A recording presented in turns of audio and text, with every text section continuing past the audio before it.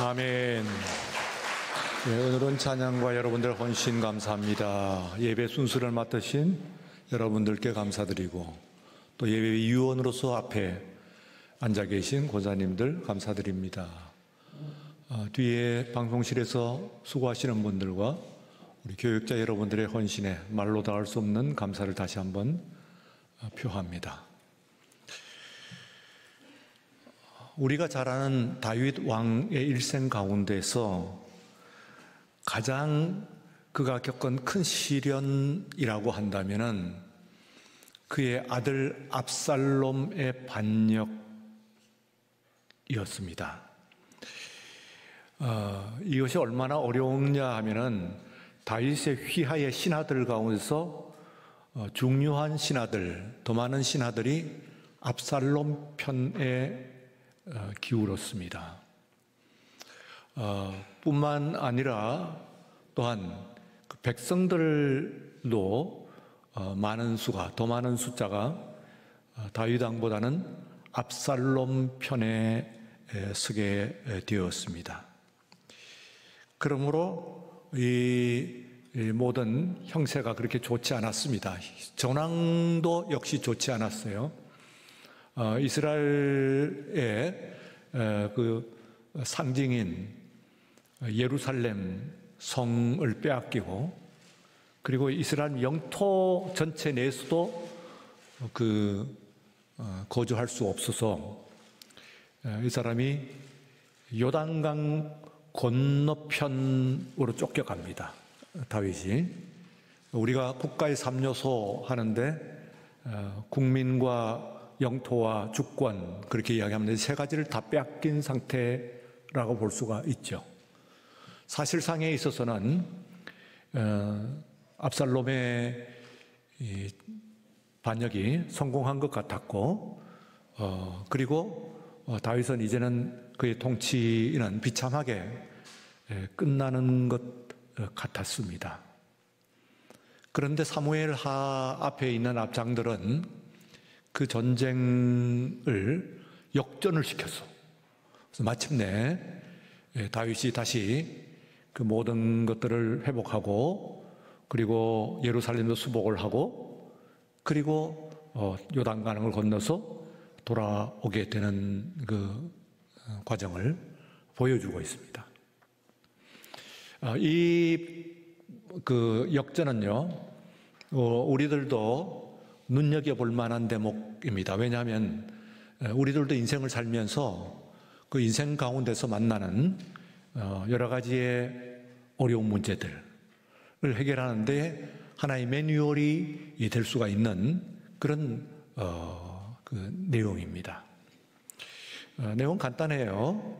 세 가지로 정리를 해보면은 그 첫 번째는 다윗에겐 많은 장수들과 신하들이 저쪽에 섰지만은, 그러나 백전노장 요압을 위시한 그런 장수들이 다윗의 그 주위에 포진하고 있습니다.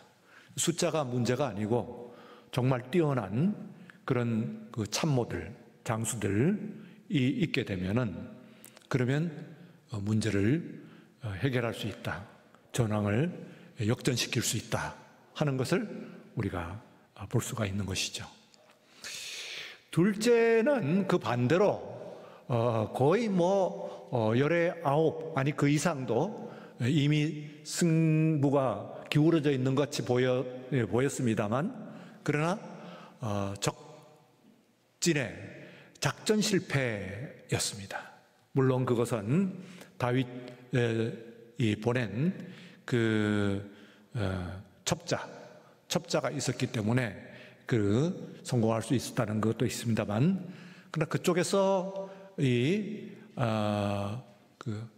아히도벨 같은 그런 뛰어난 그런 이 책략가가 있었음에도 불구하고 이 작전을 실패를 했어요. 그래서 적진의 마지막 결정적인 그런 실수를 하게 됩니다. 그 결정적인 실수라고 하는 것은 책략가 후세가 조언한 내용이 이제 전세는 뭐 거의 기울었으니까 10대 9대 1로 이미 전세가 기울었으니까 이제는 압살롬 왕께서 앞장서 가지고 나머지 일을 거두시고 그리고 온 백성의 마음을 또 얻으시고 그리고 당당하게 그렇게 이제 종전을 선언을 하십시오 하고 이제 그 마지막 최후의 일전을 남겨놓고 그렇게 조언을 합니다. 그 말을 아히도벨이 말렸습니다만 그러나 그것은 지금 어떤 전쟁도 전쟁의 바로 선봉에 왕이 서게 되면은 그는 보기는 참 좋죠.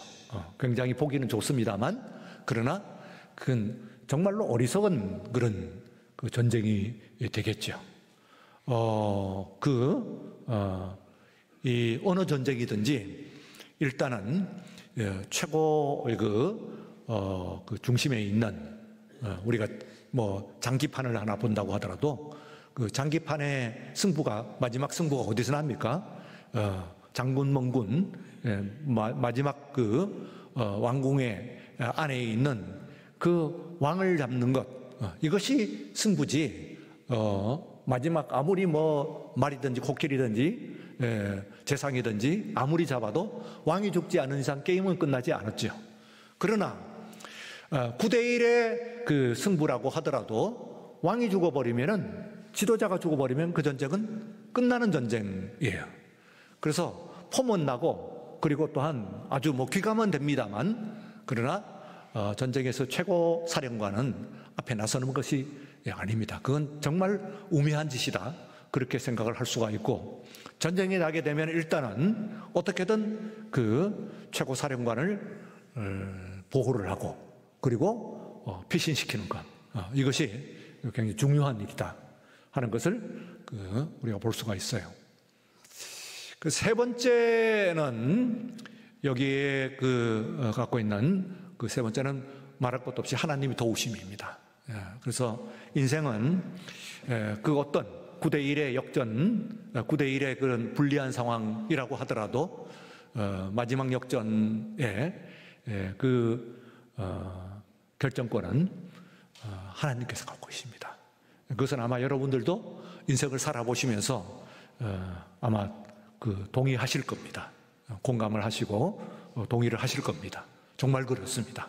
다 되었다고 하는 것도 하나님께서 허락을 하지 않으시면은 그럼 넘어지는 것이고 그리고 그야말로 불리한 그런 가운데서도 이제 포기할 수밖에 없는 그런 조건 가운데서도 하나님께서 함께 하신다면은 그 역전을 해서 뒤집어지는 그런 역사가 성경 속에만 있는 것이 아니고 지금 현재 또 뭐 다른 사람의 이야기도 할 것도 없이 여러분의 삶을 본다고 하더라도 얼마든지 그 예를 찾아볼 수가 정말 그렇다 그렇게 생각할 수 있는 그 부분입니다.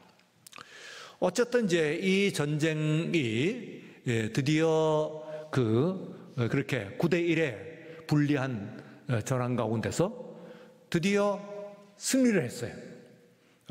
그래서 압살롬이 전쟁에 앞장을 서가지고 그래서 여기 다윗은 뒤에 숨어 있고 이쪽에 전쟁의 앞머리에는 요압이라고 하는 장군이 있고 그리고 이쪽에는 압살롬이 선 것이죠. 용기백배 뭐 사기충천 합니다만 그러나 실제로 병사들이 많이 죽은 것은 사실은 아니에요. 병사들이 많이 죽은 것은 아닌데 압살롬이 죽어버리니까 이 전쟁의 특징이 뭡니까? 이 전쟁의 특징은 사실은 적도 한 나라의 백성이죠. 금방 돌아서게 되어 있습니다. 그래서 압살롬이 죽는 것으로 인해 가지고 전쟁이 끝나버립니다. 삽시에 끝나버리게 되는 것이죠. 그래서 이제 이 다윗이 승리를 했어요. 그야 망고의 고생을 다 하고 하다가 승리를 하고 돌아가는 길입니다. 이제 요단강을 건너는 순간이에요. 이제 그 요단강 저 동편, 지금으로 얘기하면은 요르단이라고 하는 나라의 저 땅입니다. 그쪽으로 쫓겨가 있다가 거기서 이제 요단강을 건너가지고 자기의 본토 땅을, 영토를 밟게 되는 감격적인 순간입니다. 근데 이제는 뭐 판세는 이제 완전히 뒤집어졌죠. 그래서 온 국민들의 환영을 받으면서 요단강을 들어가고, 요단강을 건너서 마침내 이제 예루살렘 성으로 들어가게 되는데, 요단강 건너면서 만나는 세 유형의 세 사람을 19장에, 사무엘하 19장에 나오고 있어요. 그런데 이 세 사람을 만나는데, 이 세 사람을 아주 의미심장한 소제목을 붙여놓고 있습니다. 여러분들이. 여러분들이 사무엘하 19장을 성경을 펴갖고 한번 살펴보시면은 세 단락으로 나누어지는데, 어떻게 제목을 붙여놓고 있냐면, 첫 번째는 이 다윗과 함께 나오는 거예요. 다윗과 시므이 이렇게 나옵니다. 다윗과 시므이 16절에 나오죠. 그리고 두 번째는 다윗과 무비보셋이라고 하는 거예요. 그리고 31절에 오늘 우리가 읽은 이 본문에 다윗과 바르실레 이렇게 되어 있어요. 무슨 의미심장한 제목인가 하고 여러분들이 생각하는데, 한번 생각해 보세요. 지금 다윗이 요단강을 건너가는 거예요. 그러면 거기에서 시므이, 무비보셋, 바르실레 이 세 사람을 만나는데요. 이 세 사람을 만날 때 그냥 그 사람의 이름을 얘기하든지 그 사람의 일화를 얘기하든지 해야 되는데, 다윗과 시므이, 다윗과 무비보셋, 다윗과 바르실레라고 하는 제목으로 이 제목을 갖고 있는 그것이 의미심장하다, 그런 얘기죠. 지금 이제 오랜 비참한 고통 끝에 이제 자신의 나라로 돌아가고 있는 그 가운데서 세 가지의 타입, 세 가지 유형이라고 볼 수가 있어요. 첫 번째 이 만나는 유형이 말하자면 다윗과 시므이입니다. 이 다윗과 시므이는 어떤 사람인가 하면은, 다윗이 지금 쫓겨나갈 때, 전쟁이 일어난 이후에요. 다윗과 압살롬의 전쟁에서 이 전쟁이 한 번도 승진한 적이 없어요. 다윗이 계속 지고 계속 쫓겨갔어요. 그다음 마지막 전쟁에서 이긴 겁니다, 이 전쟁이. 그러니까 쫓겨갈 때에 이 다윗을 저주를 했어요. 꼴 좋다, 막 저주를 하는 거예요. 그런데 다윗이 이제 승전을 하고 역전을 하고 이제 돌아오게 되니까 거기에 납작 엎드렸어요. 그리고 왕이시여, 제가 잘못했습니다. 제가 전날에 왕을 저주를 한 그 일을 기억하지 마옵소서.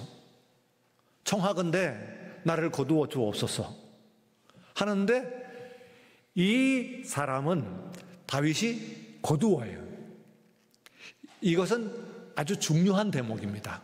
왜냐하면 이 나라를, 이게 시므이 한 사람이 아니거든요.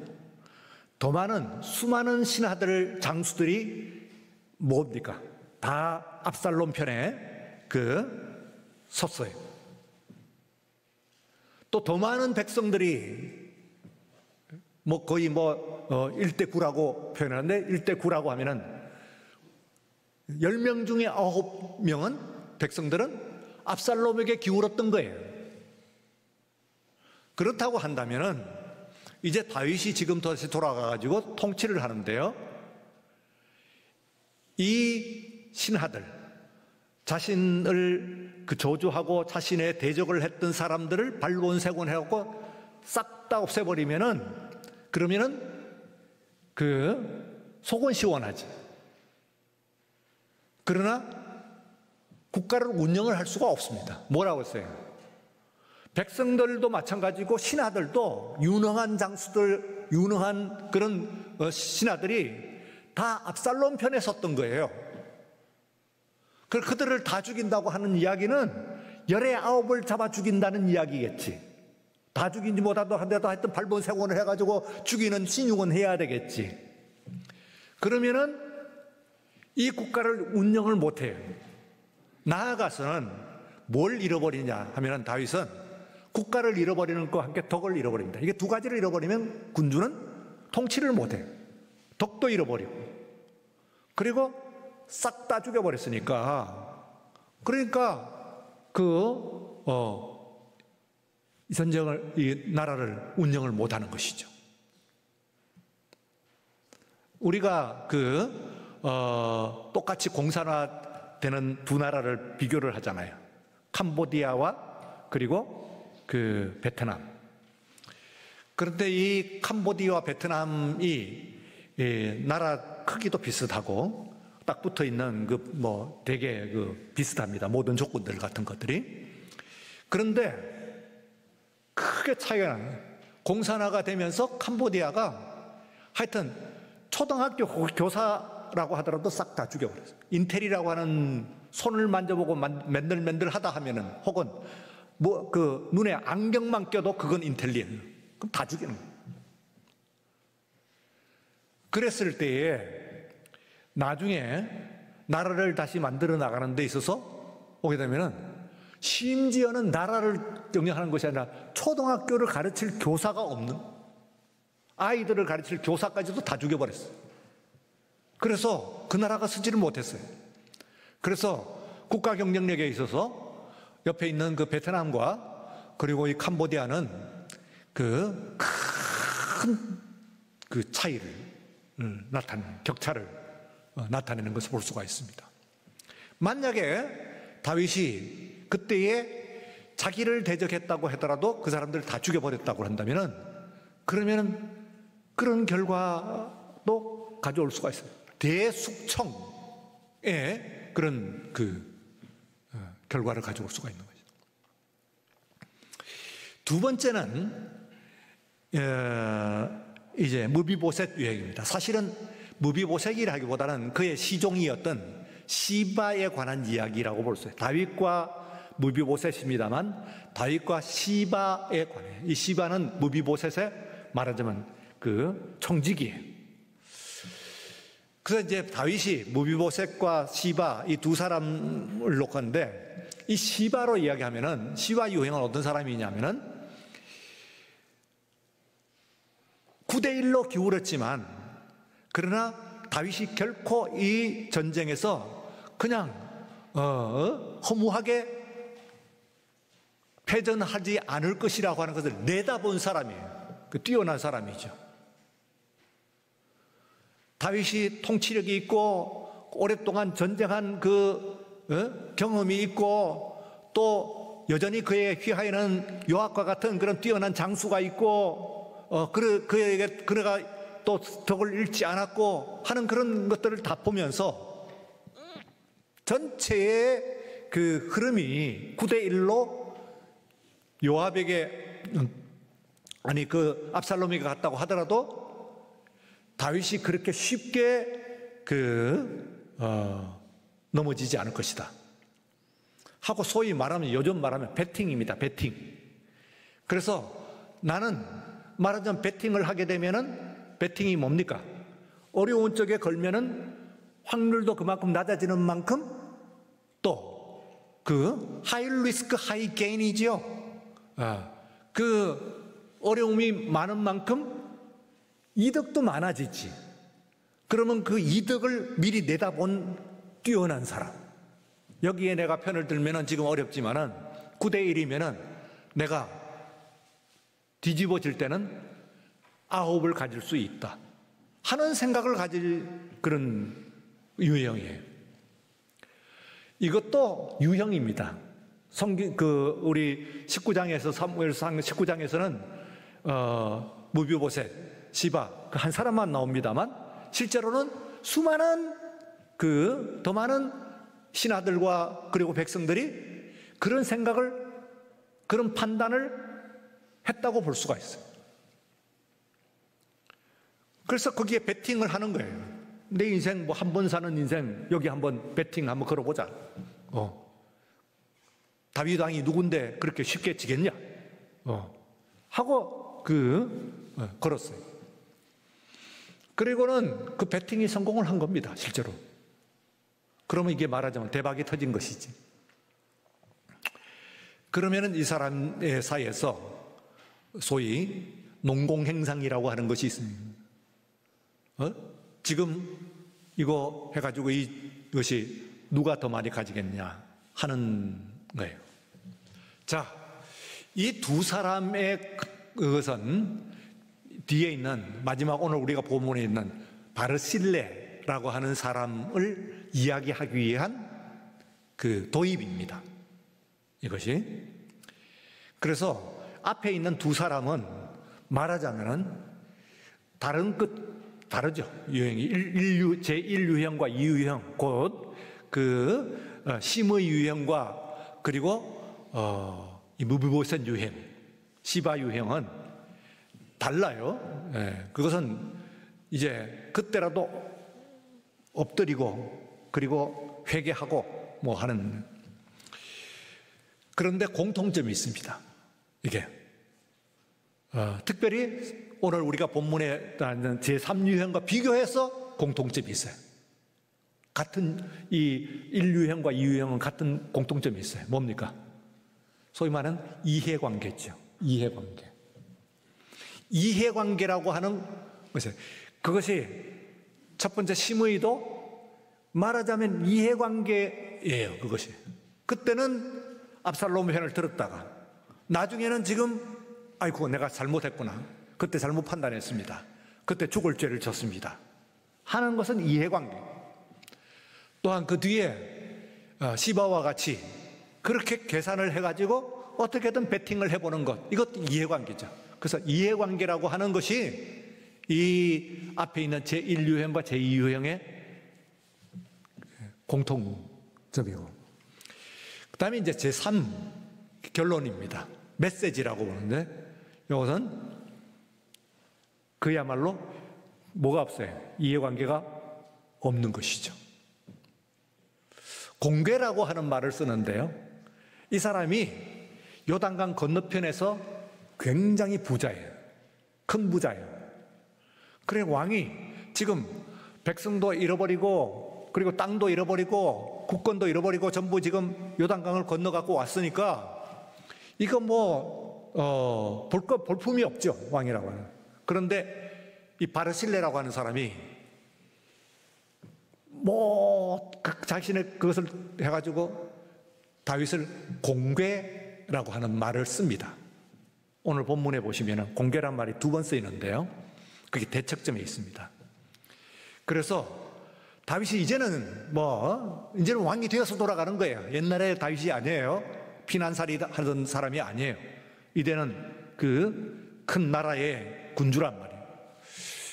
그래서 돌아가면서 오늘 본문에서 같은 말을 지금 씁니다. 바르실레요, 당신이 나를 공개하였으니 이제 나하고 예루살렘으로 갑시다.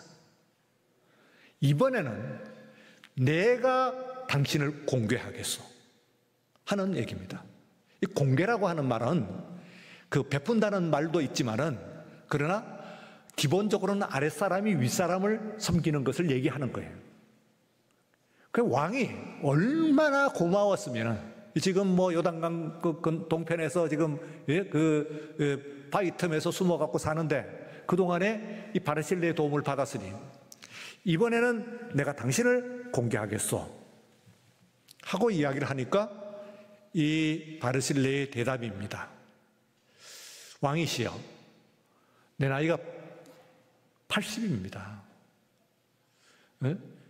내 입에 무슨 왕궁의 산의 진미가 맛이 있겠으며 내 귀에 무슨 궁중의 풍악 소리가 즐겁겠습니까?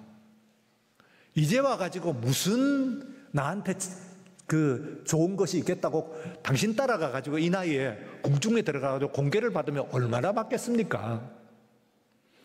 하고 거절을 합니다. 그리고 그는 여단 동편에 남는 거예요. 그 대신 나는 나이가 많으니까 오히려 그 한 사람을 천거를 합니다. 어떤 사람은 이게 아들이라고 그러고 어떤 사람은 아니라고 그러는데 천거를 합니다. 아들이 아니기가 쉽죠. 왜냐하면 아들이라면 아들이라고 분명히 얘기를 했을 텐데, 김함이라고 하는 사람이에요. 김함. 여기 김함이 있습니다. 이게 젊은 사람인데 똑똑합니다. 왕을 도울 만한 사람입니다. 오히려 그 왕의 공궤를 받은 것이 아니라 왕을 도울 수 있는, 지금까지도 그는 가지고 있는 그의 물질로서 왕을 도왔을 뿐만 아니라 또한 그의 가지고 있는 휘하에 가장 똑똑한 사람을 선별해가지고 다윗 왕에게 천거를 하는 거예요. 이 사람 잘 쓰세요. 이 사람이 정말 지금 전쟁통에 많은 사람들이 죽고 많은 신하들도 잃어버렸을 테니까 이 사람 쓰면 틀림없습니다. 하고 이 사람을 천거를 하는 거예요. 그러니까 그야말로 앞에서 뭡니까? 두 가지 이야기합니다. 다윗과 시므이, 다윗과 무비보셋, 그리고 다윗과 바르실레 하는 이 제목이 다른 데서는 이렇게 붙이질 않아요. 다윗이 왜 지금 돌아가는 다윗과 왜 그 사람하고 연관을 시키는? 물론 연관은 되지만은 그러나 제목을 그렇게 붙여야 의미심장하죠. 여기에요. 그야말로 아무런 이해관계 없이 지금 80이라고 하더라도 이제 내가 몇 년을 더 살지 모르지만은 나는 이제 내가 폈구나. 나는 내 마지막 노년은 폈구나. 그 따라가면은 얼마나 호의호식하면서 영광과 영광 가운데 거하겠어요. 다윗이 얼마나 잘하겠어요. 노인에게. 그 필요 없습니다. 하고 사양을 하고 그리고 가는데, 이 앞에 두 유형을 제가 공통점이 뭐냐면 이해관계라고 그랬어요. 근데 이 세 번째 사람은 이해관계가 없어요. 네. 그래서요, 저는 이게 이제 지금 여러분들 우선은 지난주에 이번에 임직하신 분들 뿐만 아니라 여러분 모두를 위해서 드리는 말씀입니다. 우리가 만날 때 인류형처럼 섬길 수도 있어요. 그때는 그랬지만 전에는 잘못하고 전에는 그러나 섬길 수 있어요. 이유형처럼 그야말로 배팅을 한번 해보는데 그것도 이해관계는 이해관계입니다. 그런데 이 바르실레는 어떤 이해관계가 없어요. 그래서 오늘 제가 이 바르실레가 어떤 사람인가, 요한복음 1장 12절에요. 우리가 영접하는 자 곧 그 이름을 믿는 자들에겐 하나님의 자녀가 되는 권세를 주셨으니 하는 말씀. 다 같이 한번 읽어보시면, 다 같이 시작. 영접하는 자 곧 그 이름을 믿는 자들에게는 하나님의 자녀가 되는 권세를 주셨으니. 외울 수 있죠? 예, 다시 한번 불러봅시다. 영접하는 자 곧 그 이름을 믿는 자들에게는 하나님의 자녀가 되는 권세를 주셨으니. 여러분 이거 잊지 말라. 이 한 절만 가지고 왔어요. 오늘 말씀 듣고. 여기서 영접이라고 하는 것이요, 원문의 원래 헬라어로 썼는데 이 앞에 뭐냐면 호소이 데 엘라본 아우톤 그랬어요. 그러니까 이 앞에 있는 호소이 하는 첫 단어입니다. 호소이 하는 말이 굳이 그 문장을 그 단어를 번역을 하면은 얼마든지 그렇게 돼요. 그럼 영접하는 자 하는 것이 얼마든지 주님을 영접하는 자 이렇게 되거든요. 그래서 현대에 뒤에 있는 뉴 버전들은 영어 성경이 그걸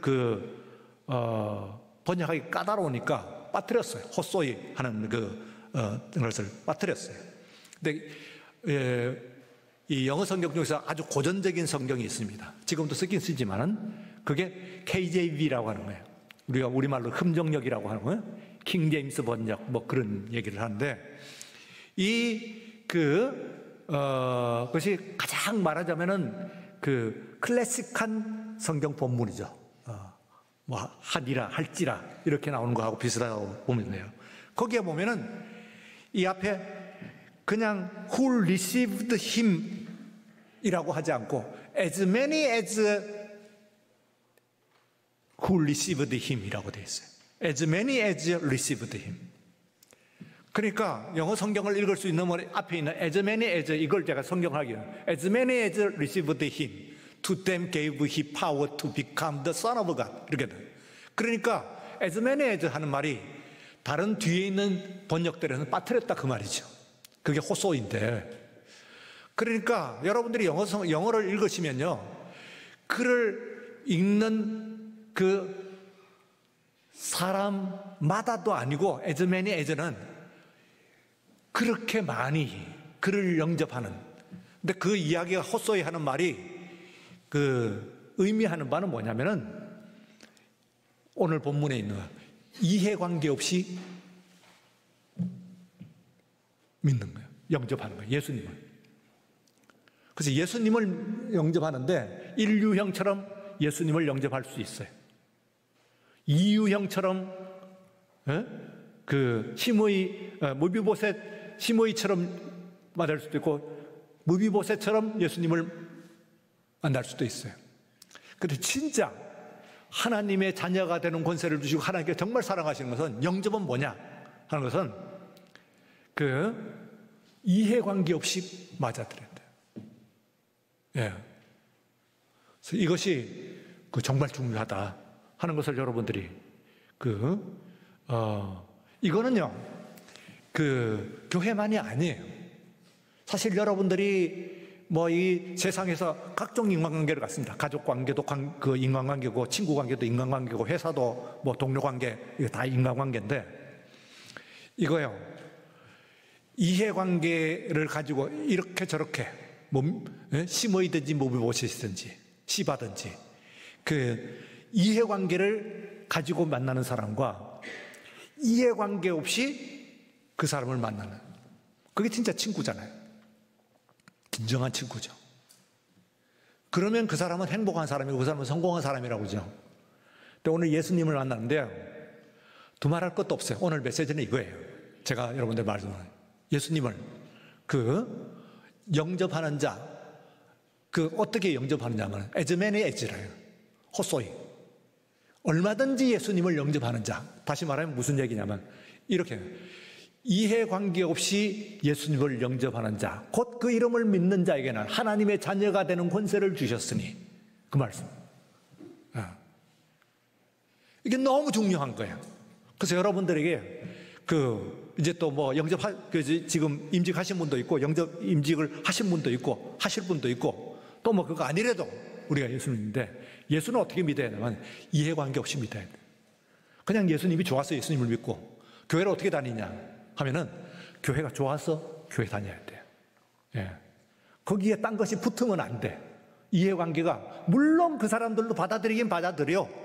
그러나 진정으로 하나님께서 기뻐하시고 정말 하나님께서 귀하게 생각하는 분이 누구겠어요? 남겨놓고 왔다고 한다면은 합니다만, 그러나 이 사람은 얼마나 중요한 사람인가 하는 것을 알 수가 있어요. 그래서 우리들이 한번 고쳐서 읽어보고, 그리고 요한복음 1장 12절 이해관계 없이 영접하는 자, 이렇게 시작. 이해관계 없이 영접하는 자, 곧 그 이름을 믿는 자들에게는 하나님의 자녀가 되는 권세를 주셨으니. 정말 어려운 겁니다. 그러나 정말 진실한 여러분들이 하시기 바랍니다. 거룩하신 하나님 아버지 감사합니다. 주 앞에 나와서 예배드립니다. 오늘 있는 모습 그대로 꾸밈 없이, 그러나 정말 하나님을 사랑하여서 예수님을 사랑해서 예수님 앞에 나오고 예배가 좋아서 예배에 나온 오늘 우리가 되게 하여 주시옵소서. 예수님 이름으로 기도드리옵나이다. 아멘.